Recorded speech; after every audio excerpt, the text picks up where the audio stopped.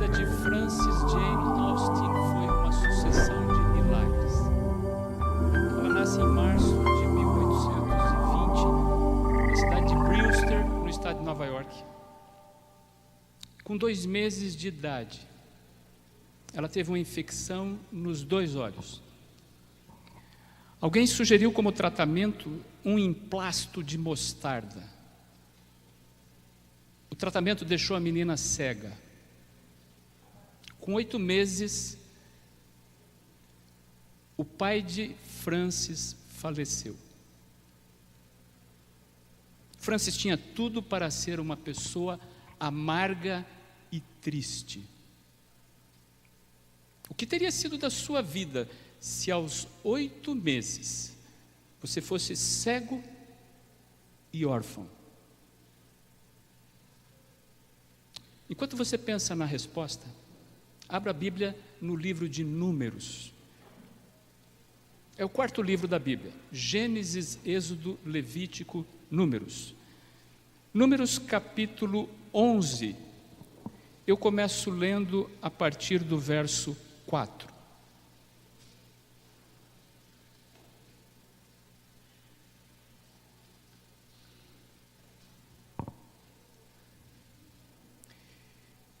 Eu tenho o privilégio de olhar para vocês e ver muitos amigos convidados. São tantos que eu vou declinar os nomes de vocês, mas vocês são todos bem-vindos nessa casa de culto. Que Deus acompanhe vocês aonde quer que vocês forem quando saírem daqui. Eu vou ler a Bíblia sempre na Nova Tradução da Linguagem de hoje. A minha Bíblia diz assim, Números capítulo 11, começando no verso 4, havia estrangeiros viajando com os israelitas. Eles estavam com muita vontade de comer carne.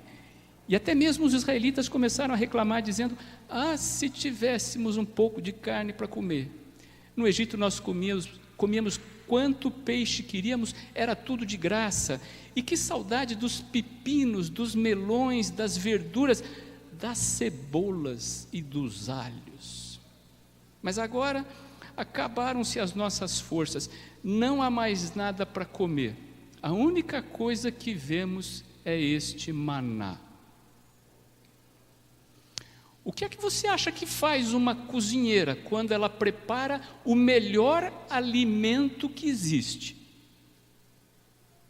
E alguém diz para ela o que o povo de Israel disse para Deus. Não se esqueça que o maná, Carlos, era preparado na cozinha de Deus. Você quer saber o que Deus disse?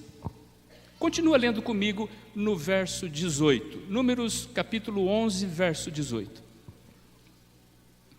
Agora diga ao povo o seguinte, é Deus falando com Moisés: purifiquem-se, porque amanhã vocês vão comer carne. O Senhor ouviu vocês chorando, dizendo que queriam carne e que passavam bem no Egito. Por isso o Senhor vai lhes dar carne e vocês a comerão. E não comerão só um dia, nem 2, nem 5, nem 10, nem 20, mas durante um mês inteiro, até que saia pelos seus narizes e vocês fiquem com nojo. Porque vocês rejeitaram o Senhor que está no meio de vocês e se queixaram dizendo que nunca deveriam ter saído do Egito. Quem tinha que transmitir essa mensagem ao povo era Moisés. Quando Moisés escutou o que Deus falou, ele fez a Deus uma pergunta. A pergunta aparece no verso 21. E Moisés perguntou a Deus: Senhor, eu estou levando 600 mil homens. Por favor, tem um eco aqui na frente, por gentileza, me ajude.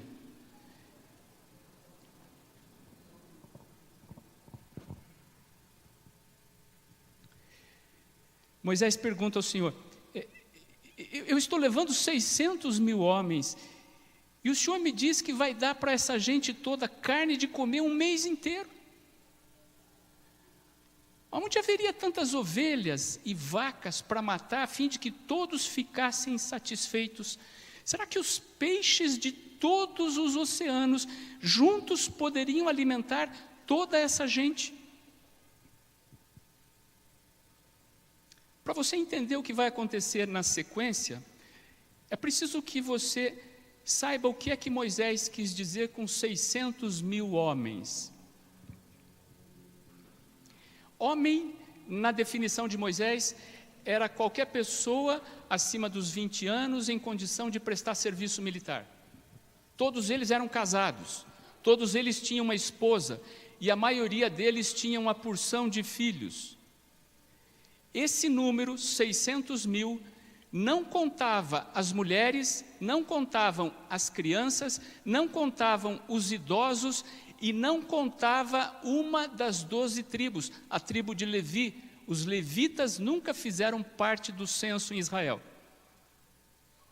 Os teólogos, quando analisam esse texto, estimam que a população de Israel, durante o Êxodo, era por volta de 2,5 milhões de pessoas. Essa era a quantidade de gente que Deus prometeu alimentar com carne durante um mês inteiro.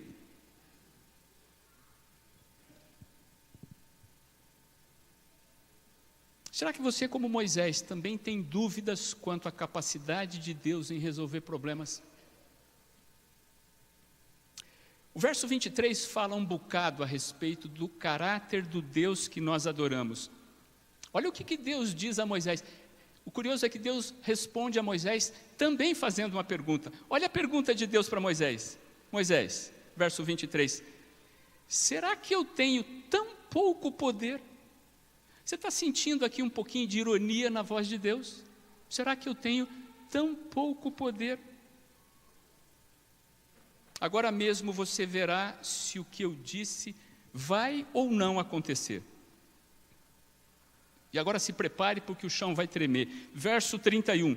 De repente, o Senhor mandou um vento que trouxe do mar bandos de codornas, e elas caíram no acampamento e em volta do acampamento, em todas as direções, a uma distância de uns 30 quilômetros, e cobriram o chão em montes de quase 1 metro de altura.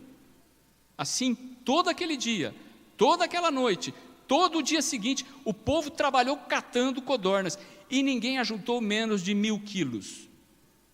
E espalharam as codornas ao redor do acampamento para secar. Meu amigo, foram 36 horas de correria. Um dia, uma noite, outro dia. Considerando as proporções envolvidas, é um dos maiores milagres que a Bíblia relata. Para você entender o que aconteceu, eu preciso traduzir isso em números. Vamos começar com a dimensão da área. Doutora Cláudia, olha só. Imagine qual seria a área abarcada por um círculo que tivesse 30 quilômetros de raio. Você corre na matemática e sabe que a área de um círculo, eu tenho alguns engenheiros me ouvindo, é igual a πr2, lembram disso? Muito bem, se você fizer a conta, 30 quilômetros de raio vai dar 2.826 quilômetros quadrados. Esse é um número que não entra na tua cabeça. Eu vou traduzir para você. Curitiba, o município que nos abriga, tem 430 quilômetros quadrados. 2.826 quilômetros quadrados significa 6,5 vezes o tamanho do município de Curitiba, coberto por montes de codornas com 1 metro de altura. Você está entendendo o meu português? Você já viu tanta codorna assim? Mas você não tem ideia do que tinha de codorna lá. Eu vou ter que traduzir para você numa outra unidade, o volume. A Bíblia diz assim, e está assim na nova tradução da linguagem de hoje, que quem pegou menos, pegou 1.000 quilos, 1 tonelada de codorna. Agora, me permita fazer uma pequena correção na nova tradução da linguagem de hoje. Se você correr até o original em hebraico, a medida que existe quanto à coleta de codornas não era uma medida de peso, tonelada é uma medida de peso. A medida que foi usada no original hebraico era uma medida de volume. É por isso que quem tem a Bíblia na tradução Almeida, provavelmente ao invés de 1.000 quilos, está lendo aí alguma coisa como 10 homers. Tudo bem? Homer é uma unidade de medida que não usamos mais. Dr. Anderson, Homer era a unidade de medida que eles usavam naqueles dias, que que significava mais ou menos o seguinte: era o volume de carga que um jumento podia carregar. Como faz muito tempo que os jumentos deixaram de ser animais de carga para nós, nós já não usamos homers. Os teólogos estimam que um homer equivalia a alguma coisa entre 220 a 320 litros. Portanto, era uma unidade de volume e não de peso. Para você transformar, os engenheiros, Carlos que está me ouvindo aqui, sabe que para transformar volume em peso, você depende de densidade específica. Vamos deixar isso fora, vamos voltar ao original hebraico. Cada pessoa juntou 10 homers. Cada homer vale pelo menos 220 litros. Cada pessoa juntou pelo menos 2.200 litros de codorna. É isso que está escrito. Agora, vamos considerar um pouquinho quantas foram as pessoas que saíram atrás das codornas. Com certeza os 600 mil soldados estavam na linha de frente, mas acredite, não eram só os homens que estavam reclamando por falta de carne, as mulheres também. Aliás, a reclamação às vezes começava com elas. E tenho certeza que muitas crianças gostavam e muito de um galeto bem feito.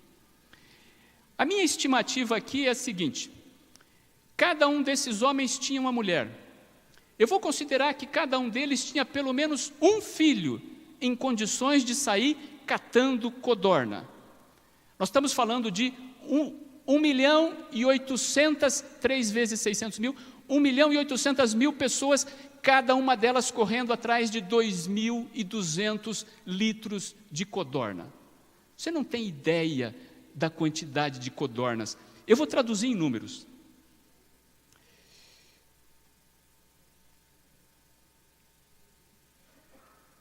Um 1.800.000 vezes 2.200 dá 4 bilhões de litros. Vamos melhorar. Isso dá 4 milhões de metros cúbicos. Vamos melhorar. Um vagão de trem desses das ferrovias que nos cercam é capaz de levar em torno de 130 metros cúbicos. Você precisaria 30.400 desses vagões. 30.400. Cada vagão vai ter em torno de 15 metros. Esqueça as locomotivas. Deus iria fazer com que os vagões andassem por si só. 30.400 vagões significavam uma composição de trem com 456 quilômetros de comprimento. Você já viu tanto trem assim na vida?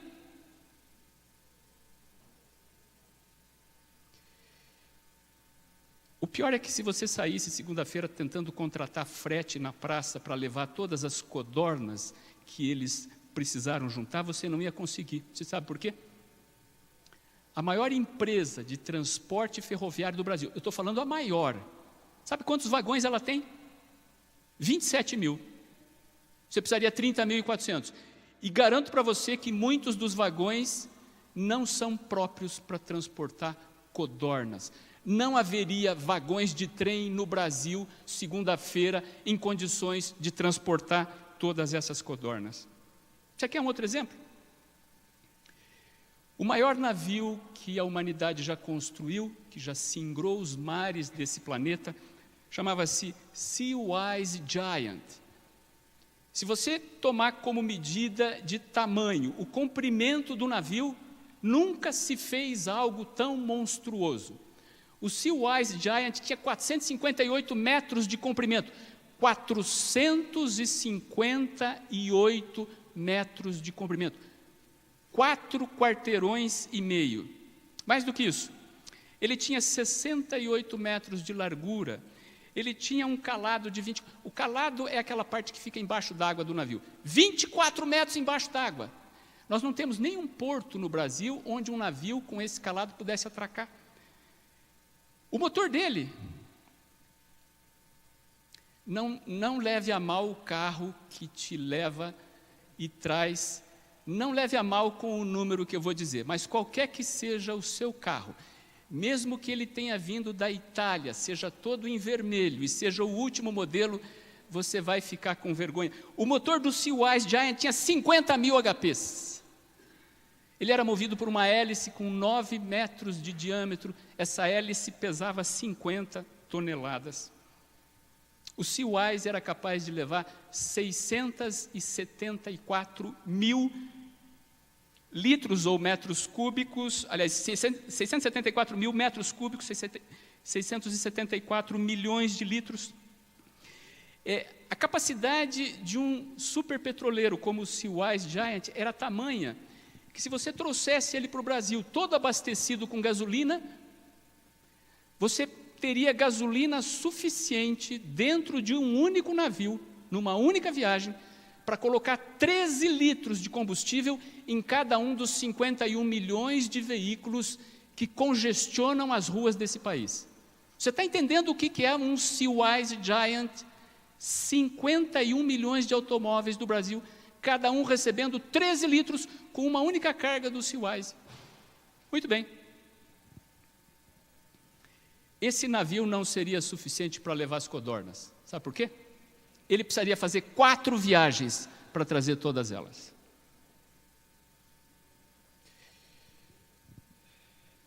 Será que você acredita em milagres?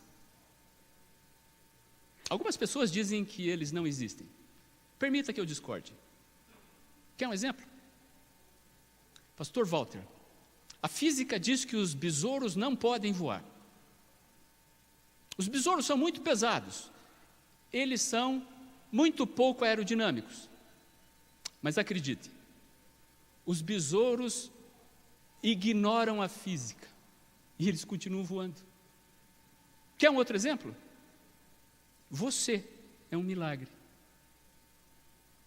No momento que você foi concebido, você era apenas uma entre pelo menos 150 milhões de possibilidades. Converse com o teu professor de genética, ele vai te explicar isso.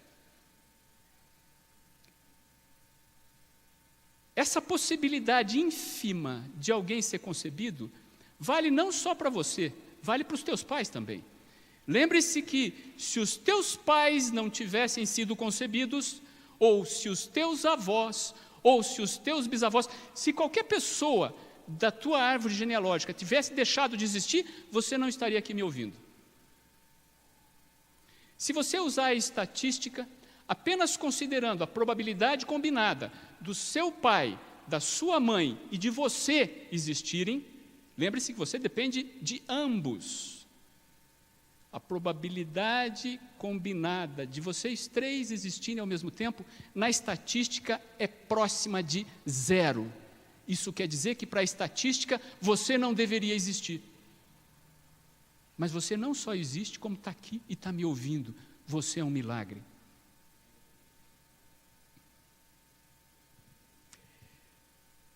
Eu não sei se você sabe, mas de todos os muitos milagres que a Bíblia conta, dos 3 maiores, 2 deles ainda estão no futuro. Você quer saber qual vai ser o primeiro grande milagre que o futuro nos reserva? Abra a tua Bíblia no livro de João, é o 4º evangelho. Mateus, Marcos, Lucas, João, Novo Testamento. São palavras de nosso Senhor Jesus Cristo. Ele disse isso aos discípulos que estavam muito tristes.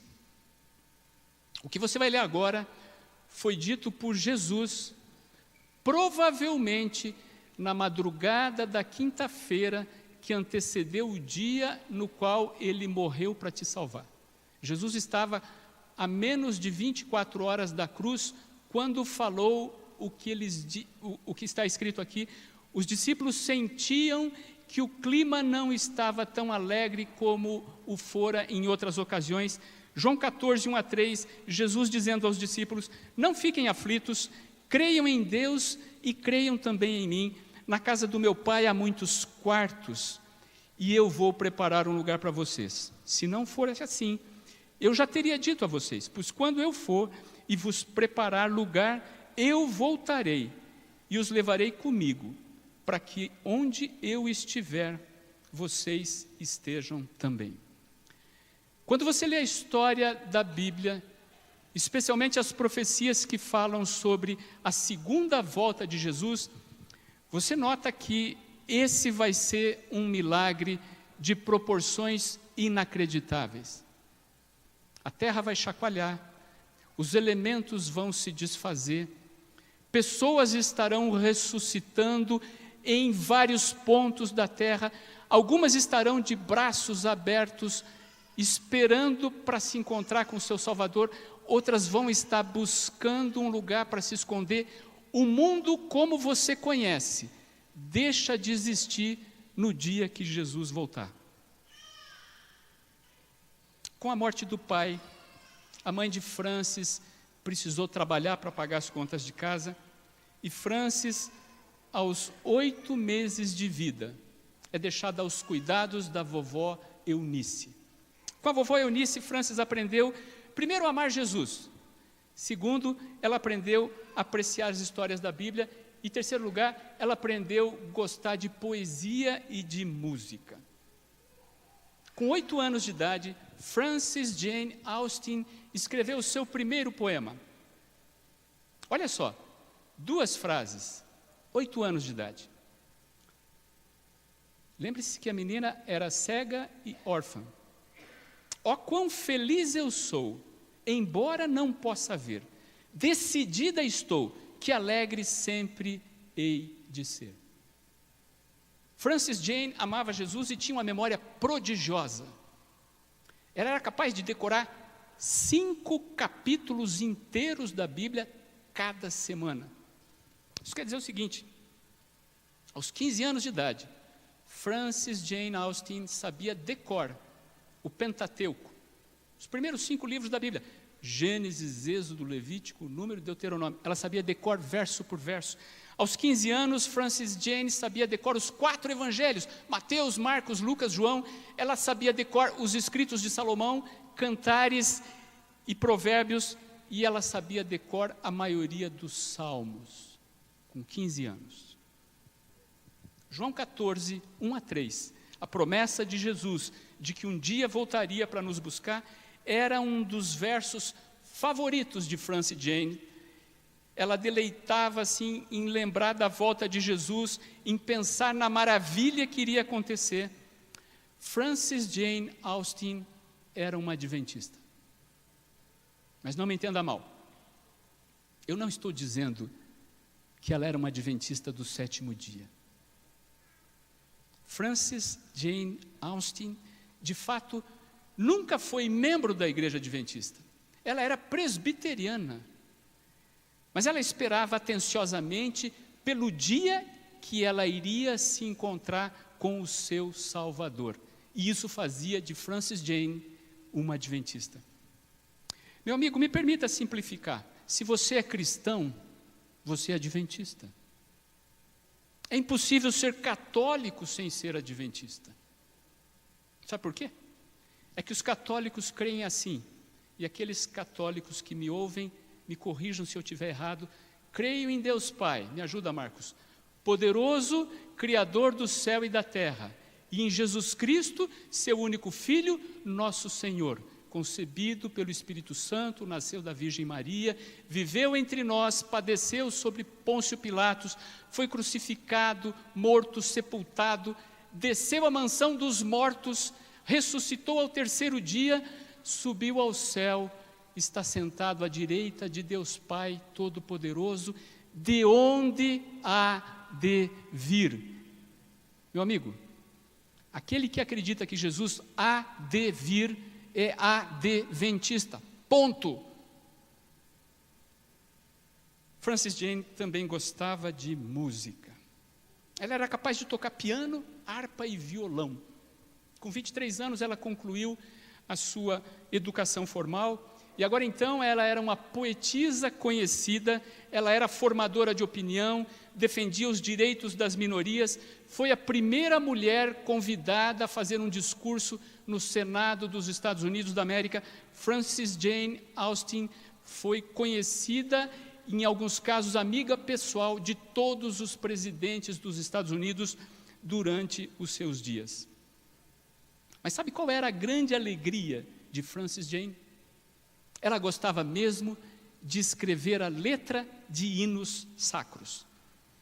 Até a sua morte, aos 94 anos de idade, Frances Jane Austen escreveu a letra para 9.000 hinos, uma média de um hino a cada 3 dias. 28 hinos de Frances Jane Austen fazem parte do Inário Adventista do Sétimo Dia. Todos os hinos cantados no louvor dessa manhã, todos os 3, eram de autoria de Frances Jane Austen. O hino que o Rafael, de maneira espetacular, solou para você, também tinha a letra composta por ela. É provável que você nunca tenha ouvido falar em Frances Jane Austen. Mas se você gosta de música sacra, é quase certo que você já ouviu falar de Fanny Crosby. Frances Jane Austen e Fanny Crosby são a mesma pessoa. Austen era o sobrenome do marido, Alexander. Crosby, o sobrenome do falecido pai. Já Fanny era o nome que a vovó Eunice usava para chamar a menina que decidiu ser feliz. Quando Fanny morava na cidade de Nova York, William Duane, um músico conhecido, fez a ela uma visita. William Duane tinha uma melodia. Ele queria usar essa música num culto no próximo final de semana. O problema é que essa melodia não tinha uma letra. E o problema maior é que o trem que levava William Duane embora iria partir de Nova York em 35 minutos. William Duane foi até a casa de Frances pedindo que ela compusesse a letra para esse hino. Ele foi até o piano e o que ele tocou é exatamente o que você ouve agora.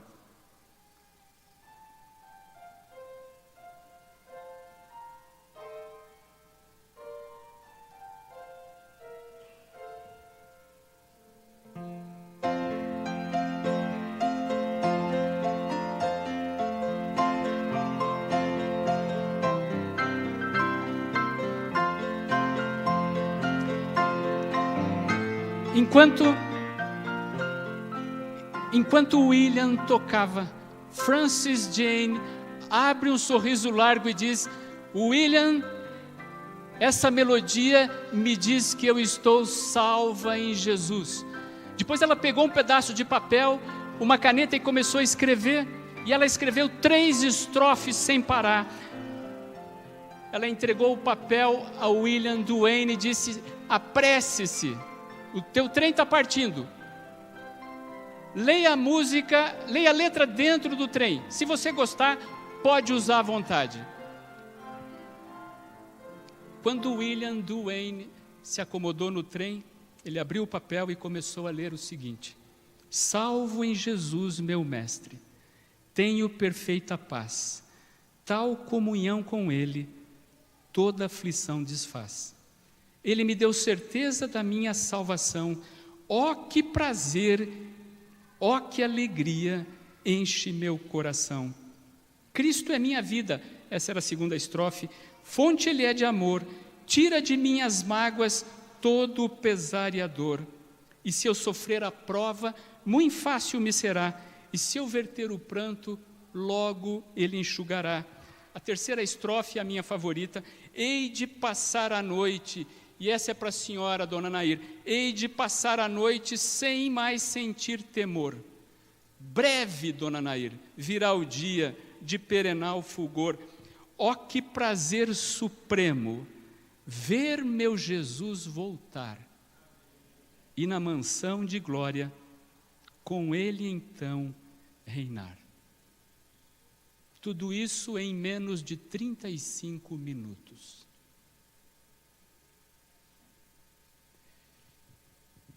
Mas a Bíblia descreve o maior milagre de todos os tempos. Você quer saber qual é? Vem comigo no livro do Apocalipse, é o último livro da Bíblia. no penúltimo capítulo, Apocalipse 21.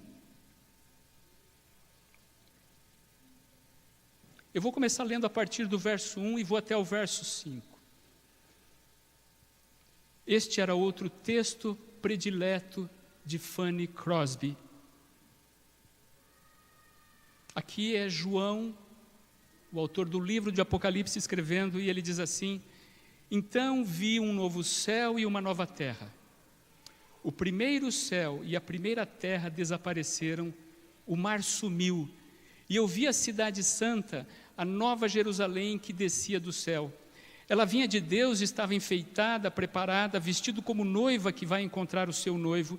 Ouvi uma voz forte que vinha do trono e disse: agora a morada de Deus está entre os seres humanos. Deus vai morar com eles. Eles serão povos dele. O próprio Deus estará com eles e será o Deus deles. O meu pedaço favorito começa agora. E enxugará dos olhos deles todas as lágrimas. Não haverá mais morte, nem tristeza, nem choro, nem dor. As coisas velhas passaram.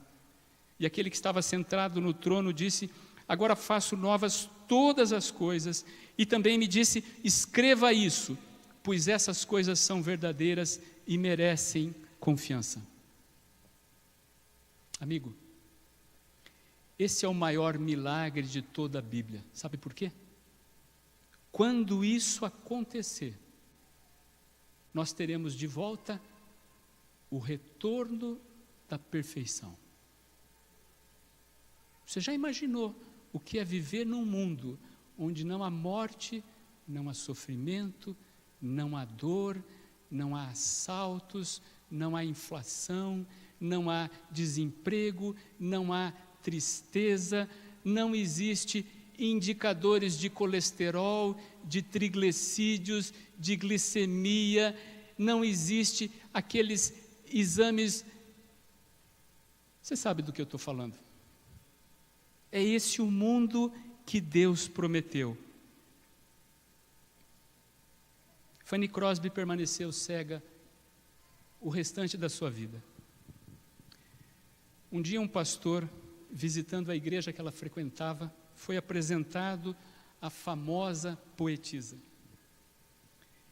E o pastor, querendo demonstrar solidariedade, quando cumprimentou Fanny, disse a ela: Deus lhe deu tantos talentos, e é uma pena que a senhora não possa enxergar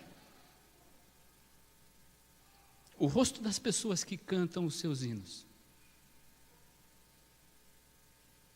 A resposta de Fanny Crosby foi desconcertante. Escute o que ela disse: pastor, se eu pudesse fazer um pedido antes de nascer, eu teria pedido para nascer cega. Sabe por quê, pastor? Porque quando Jesus voltar, a primeira imagem que eu vou ver é o rosto do meu Salvador. Uau! Eu preciso perguntar para você nessa manhã: será que você quer ver Jesus voltar? Será que você quer ver o retorno da perfeição?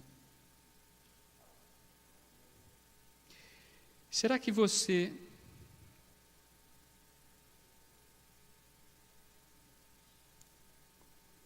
já se acostumou com esse mundo de problemas, de confusão, a ponto de que a esperança da volta de Jesus, que deveria fazer parte da vida de cada cristão, essa esperança já está adormecida? Meu amigo, a Bíblia ensina que salvação é algo pessoal. Salvação depende de uma escolha. Basta você fazer a escolha certa. Hoje o momento é propício para isso. Tudo o que você precisa é dizer mais ou menos assim: Senhor, lembra-te de mim quando vieres no teu reino. Essa frase foi proferida pela primeira vez por um ladrão há mais de 2000 anos atrás. E foi suficiente para salvá-lo. Essa frase, quando proferida de maneira sincera, é suficiente para salvar você também hoje. Senhor, lembra-te de mim quando vieres no teu reino. A minha mensagem está terminando. Mas antes de concluí-la, eu tenho que te dar a oportunidade de você fazer a escolha correta no dia de hoje. Porque o dia de hoje é tudo que você tem para escolher. O dia de ontem já passou. Não há mais escolha possível para você ontem. O dia de amanhã não chegou. Você não pode escolher amanhã. O que você pode é escolher hoje. Eu vou fazer um apelo a você, mas não se preocupe. Eu não vou pedir para você se levantar, vir aqui à frente. Não vou pedir sequer para você levantar a sua mão. Eu vou orar por você. Eu vou orar por você. E se enquanto eu estiver orando, você quiser aceitar Jesus como Salvador pessoal, ou você quiser reforçar a escolha de Jesus como Salvador pessoal que você já fez no passado, se você quiser estar preparado para ver Jesus voltar em glória e majestade, enquanto eu estou orando por você, diga em pensamento a Jesus: Senhor, lembra-te de mim quando vieres no teu reino. Feche os olhos, eu vou orar por você. Bondoso Deus, eu te sou muito grato porque em condições tão favoráveis pudemos nessa manhã de sábado abrir a Bíblia e estudar um pouco da maravilha do teu poder. Senhor, eu te peço que o Senhor perdoe-nos pelas nossas dúvidas. É que as coisas nesse mundo não estão fáceis. Muitas pessoas aqui lutam com dificuldade, com problemas insolúveis. Muitas vezes o inimigo tem convencido o nosso coração de que o nosso caso é sem esperança. Mas o Senhor sabe melhor do que isso. Que a tua paciência, que a tua bondade não se afaste de nós. Enquanto eu oro, Senhor, eu sei que tem muitas pessoas que me ouvem pedindo que o Senhor não se esqueça delas. Que o Senhor as proteja, que o Senhor as guarde do mal, que elas tenham bons dias ainda nesse mundo e que a fé delas não esmoreça até o Senhor voltar para nos buscar. Mas eu sei também, Senhor, que enquanto eu oro, muitas pessoas estão em silêncio. Algumas estão inseguras, outras estão hesitantes. Alguns sequer sabem por que vieram aqui essa manhã, mas não importa. A tua misericórdia, o teu amor tem profundidade, altura e largura suficiente para abarcar todo esse mundo cheio de pecado. Eu te peço que o Senhor continue trabalhando no coração deles, que de alguma forma o teu Espírito se faça ouvir de maneira bem clara, dizendo a eles: este é o caminho, andai por ele. E que quando o Senhor voltar, rompendo os céus em algum lugar do leste, todos os que aqui estão façam partes daquele grupo de pessoas que vai te receber de braços abertos. Até que esse dia chegue, que o Senhor nos guarde do mal. Por Jesus, amém.